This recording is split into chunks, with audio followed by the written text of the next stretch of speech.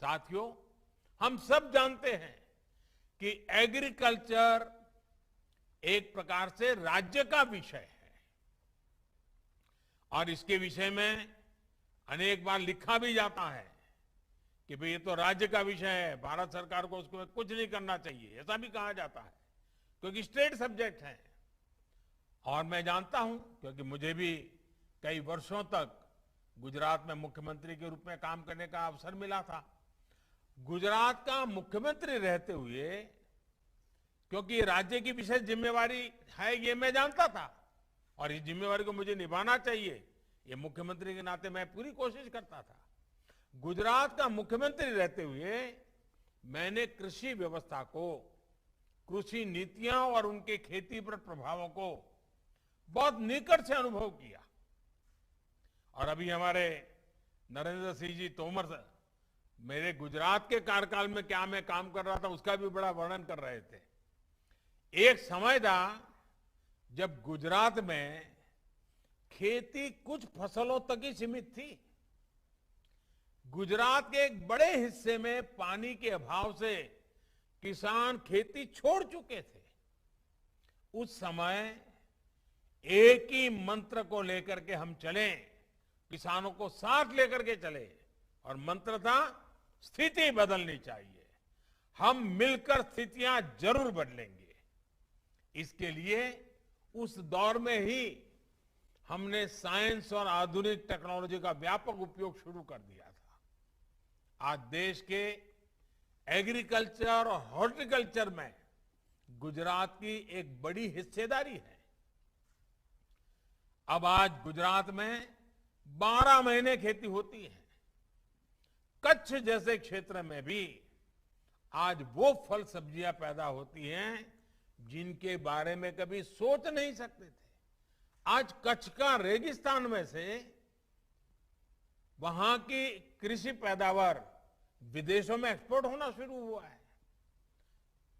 भाइयों बहनों, सिर्फ पैदावार पर ही फोकस नहीं किया गया, बल्कि पूरे गुजरात में कोल्ड चेन का एक बहुत बड़ा नेटवर्क तैयार किया गया।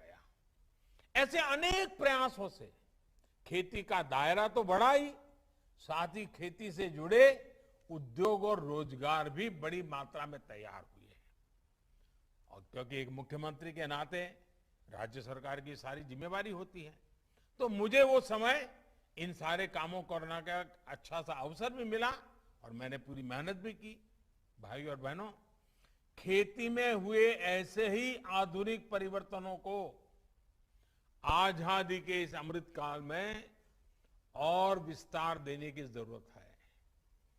जलवायु परिवर्तन खेती ही नहीं बल्कि हमारे पूरे इकोसिस्टम के लिए बहुत बड़ी चुनौती है।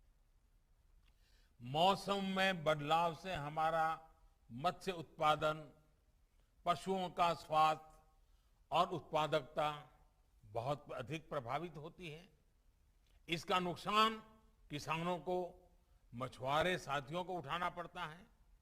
जलवायु परिवर्तन के कारण जो नए प्रकार के कीट, नई बीमारियां, महामारियां आ रही हैं, इससे इंसान और पशुधन के स्वास्थ्य पर भी बहुत बड़ा संकट आ रहा है और फसलें भी प्रभावित हो रही है।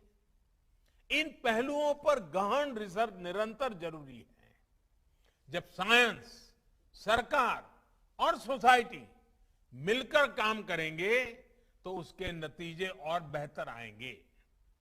किसानों और वैज्ञानिकों का ऐसा गठजोड़ नई चुनौतियों से निपटने में देश की ताकत बढ़ाएगा। जिला स्तर पर साइंस आधारित ऐसे कृषि मॉडल खेती को अधिक प्रोफेशनल, अधिक लाभकारी बनाएंगे।